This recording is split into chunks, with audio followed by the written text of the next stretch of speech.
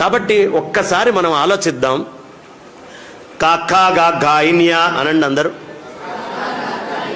కొంచెం మెల్లిగానే అంటున్నారు. పాత ఎప్పుడో స్కూల్లో చదువుకున్నాం, మళ్ళీ బయటికి ఇది చెప్పుకోవడానికి ఇలా నలుగురు కలిస్తే తప్ప విడిగా కాకా గా గాయిన్యా అంటే నవ్వుతారు పిల్లలు కూడా. కాబట్టి ఇక్కడే చెప్పుకుందాం. కాకా గా గాయిన్యా. ఎక్కడి నుంచి వచ్చింది చప్పుడు? ఈ గొంతులో ఈ భాగాన్ని గుర్తించండి. కాకా గా గాయిన్యా కొండనాలిక దగ్గర వచ్చిందా? ఇప్పుడు చాచా జా జాయిని అనండి.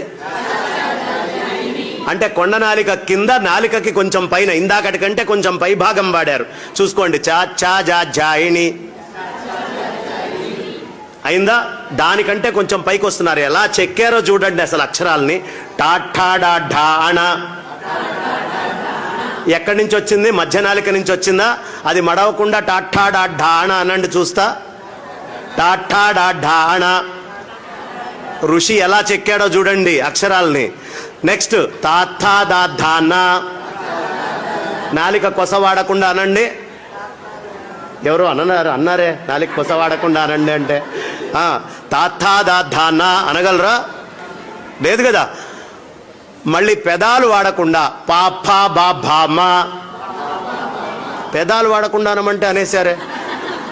అనగలరా? పాపా బా భామా అని పెదాలు వాడకుండా. మన ఋషి ఎంత చక్కగా అక్షరాలను చెక్కాడో చూడండి. ఒక తపస్సు చేయిస్తున్నాడు. ఇక్కడి నుంచి ఇక్కడి దాకా అక్షరాలతోటి తపస్సు చేయిస్తున్నాడు. నేను ఈ మధ్య అనుకోకుండా ఒక హాస్పిటల్ దగ్గరికి వెళ్ళటమైంది. మాకు తెలిసిన మిత్రుడిని తీసుకొని వెళ్ళాను. ఆయనకి చెయ్యి ఇట్లా వణుకుతోందమ్మా. చెయ్యి వణుకుతోంది. వణుకుతుంటే డాక్టర్ కృష్ణ సుబ్రహ్మణ్యం గారిని ఇవాళ పాపం ఆయన ఇవాళ కూడా నేను కలవటమైంది. ఆర్థోపెడిక్ ఆయన, న్యూరో ఆయన కూడా పక్కన కూర్చొని ఉన్నారు. ఏమండి చెయ్యి ఇలా వణుకుతోంది అన్నాడు. అంటే ఆయన మామూలుగా ఏదో టెస్ట్ చేయాలి కదా. ఆయన ఏమడిగాడంటే, ఏమండి దృష్టద్యుమ్నుడు దృష్టద్యుమ్నుడు దృష్టద్యుమ్నుడు అని ఆగకుండా 10 సార్లు అనండి అన్నాడు. ఈయన డాక్టరా వేదాంత, మేం చెప్పాల్సిన ప్రవచనం ఏం చెప్తున్నాడేంటి అని అనుమానం వచ్చింది. సరే ఈయన అంటున్నాడు, మాట రావట్లేదు. అయ్యా ఈ మాటని బట్టి నాకు అర్థమైంది, మీ నరాలలో ఒక రకమైనటువంటి శక్తి మొత్తం కోల్పోయారు, తద్వారా మీరు బయటికి మాట్లాడలేకపోతున్నారు అని చెప్పాడు.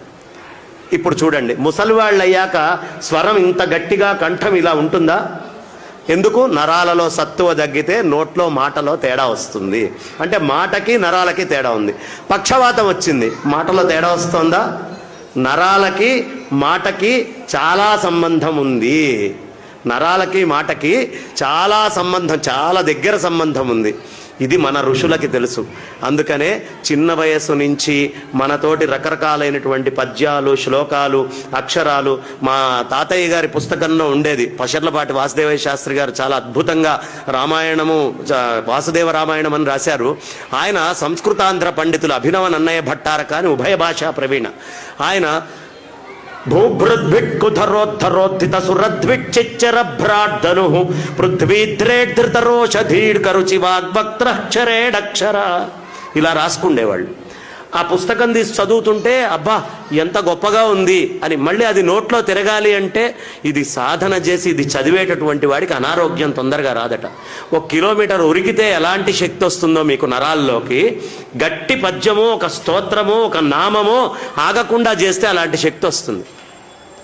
కాబట్టి ఉరుక్కుంటూ వెళ్ళలేరుగా వయసు పెరిగిన తర్వాత. లేదా ఉరకగలిగితే జాగింగ్ చేయగలిగిన వాళ్ళు చేయొచ్చు, వాళ్ళు అక్కర్లా, వాళ్ళు మాట్లాడకుండా ఉంటేనే ఉత్తమం. కానీ జాగింగ్లు ఎక్సర్సైజులు చేయలేని వాడు కొవ్వు కరిగించుకోవడానికి నోట్లో శక్తిని ఎనర్జీని పెంచుకోవాలంటే ఏం చేయాలయ్యా? వాగగ్ని, వాయు అనేటటువంటిది అగ్ని. ఈ అగ్ని ఎప్పుడు వస్తుందండి బయటికి?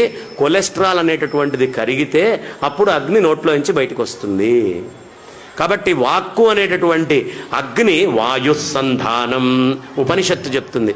ఈ విధంగా గనక మీరు స్తోత్రం పిల్లలకి రోజు ఏదో ఒక స్తోత్రం గనక నేర్పిస్తూ చెప్తూ పోతూ ఉంటే చాలా బలిష్ఠులు, బలాఢ్యులు, శక్తివంతులు, బలవంతులు అవుతారు. అది ఆంగ్లంలో చెప్తే వాడు ఎలా చెక్కాడో మనకు తెలియదుగా. మన ఋషి అయితే చాలా అద్భుతంగా చెక్కి దీన్ని పెట్టాడు.